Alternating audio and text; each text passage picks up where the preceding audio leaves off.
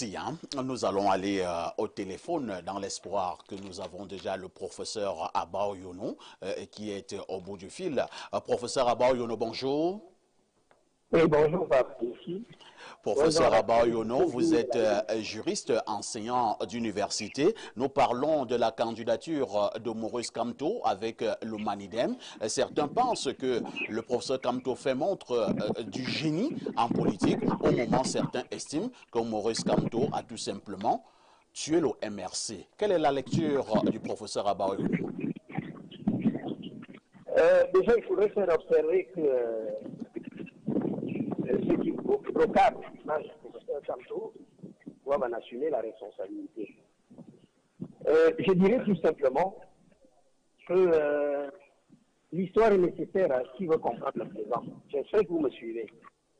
Oui. Alors, il me souvient qu'à la suite d'une vidéo devenue virale sur les réseaux sociaux, que l'on a pu pouvoir utiliser contre le professeur Kamto, qui disait en substance que je suis pleinement conscient de ce que, sous l'empire de la loi électorale, le MRC ne peut pas procéder à une investiture directe. Les détracteurs du MRC et du professeur Kamto lui ont suggéré d'explorer d'autres voies. Le pouvoir s'en est pris à cœur joie, et il faudrait préciser que ce n'est pas le professeur Kamto, le MRC, l'entité que l'on proclame, qui ont plongé le Cameroun dans le désastre. C'est le RDPC. Il ne faudrait pas se tromper de combat. Alors, c'est donc sur la base de cette déclaration que sur un plateau de télévision, j'avais attiré l'attention de mon frère Ilimbi Loba, ici présent, en langue douala, et en lui disant précisément que nous sommes des frères et que je souhaite qu'il m'écoute attentivement, parce qu'il y a le grand frère de la loi qui est la Constitution. C'était donc pour la première fois que je convoquais sur un plateau de télévision l'article 15 de la Constitution qui permettait, à travers la qualification constitutionnelle du mandat impératif, qui est nul, précisément, d'aboutir à la situation de l'investiture directe de la candidature du président Kamto par le MRC. Et je peux me réjouir de ce que, ayant élevé le débat à l'échelle constitutionnelle des Camerounais, et Limbi Loba en premier lieu, c'est un peu départi de la Bible et a commencé à lire la Constitution. Nous sommes dans un pays parfait Haïti, où la Constitution est un chiffon de papier. Pendant que l'article 50 alinéa 2 de la Constitution dispose qu'une loi déclarée non conforme à la Constitution ne peut être ni promulguée, encore moins mise en application. La loi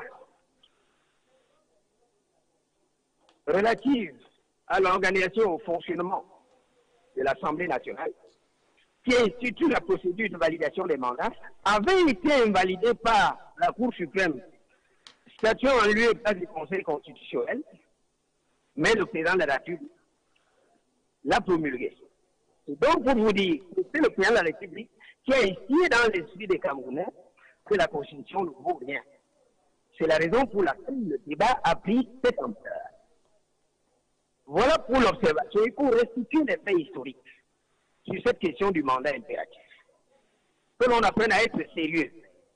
La loi ne peut pas priver sur la Constitution. Maintenant que ça a été démontré, c'est le même pouvoir qui dure et perdure avec ses interlocuteurs organiques qui ont dit que la Constitution ne valait rien. Ce qu'il fallait faire prévaloir, c'est l'article 122 du Code électoral et que le professeur Maurice Kamto n'avait la voix de l'investiture par un autre parti parce que peut-être il n'avait pas tenu, ou alors les trois on a compris qu'il ne s'agissait pas d'un problème juridique qui se posait au Cameroun, que le problème était éminemment politique. Parce qu'on ne comprend pas. On met de côté la Constitution pour faire prévaloir la loi. Professeur Abayono. Et maintenant que le professeur Maurice Kamto se fait investir par un autre parti, le débat continue à toujours à prendre de l'ampleur. Qu'est-ce qu'on veut finalement? Le véritable problème est que le professeur Kamto jeune, Kamto le matin, Kamto le soir, Kamto le matin, Kamto le soir. Et pourtant, il faut bien avoir beaucoup de respect pour les leaders de partis politiques. La vérité est que la candidature du professeur Maurice Kamto fait peur au pouvoir. L'écrasante majorité des Camerounais dans son ensemble en a marre de ce pouvoir qui nous vend du vent et sème de la mort. Voilà pourquoi on a peur de la candidature du professeur Kamto. Qui s'est fait investir par un autre parti, ça continue toujours à créer problème. Mais que le RDPC s'occupe de sa propre forfaiture. La démocratie est inclusive. On ne peut pas qu'on veuille écarter la candidature d'un leader politique qui fait peur au régime. Voilà pour le maintenant. Est-ce que vous me suivez par ça ici? Je voudrais être très précis et très clair pour chuter. J'espère que vous me suivez. On vous écoute, professeur. Allô? On vous écoute 5 sur 5, professeur. Allô? On vous écoute, professeur. Eh bien, merci.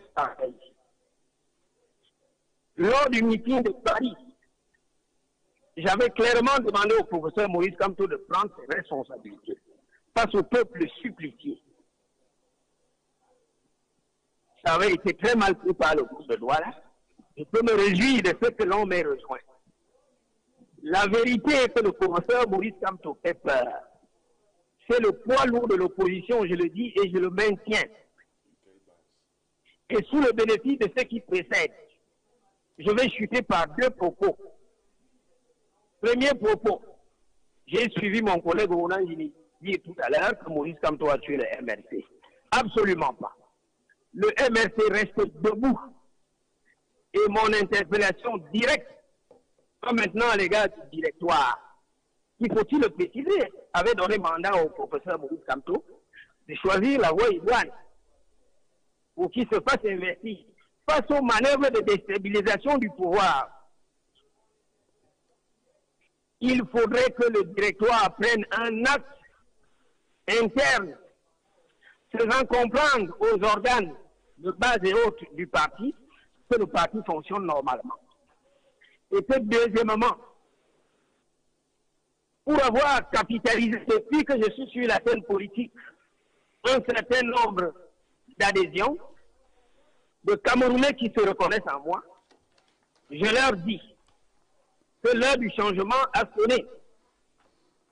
Certes, il n'est pas interdit qu'à la dernière minute, les alliances se passent. Mais compte tenu de ce que Maurice Kamto reste et demeure le leader de foi, en attendant éventuellement d'autres candidatures se relient à lui,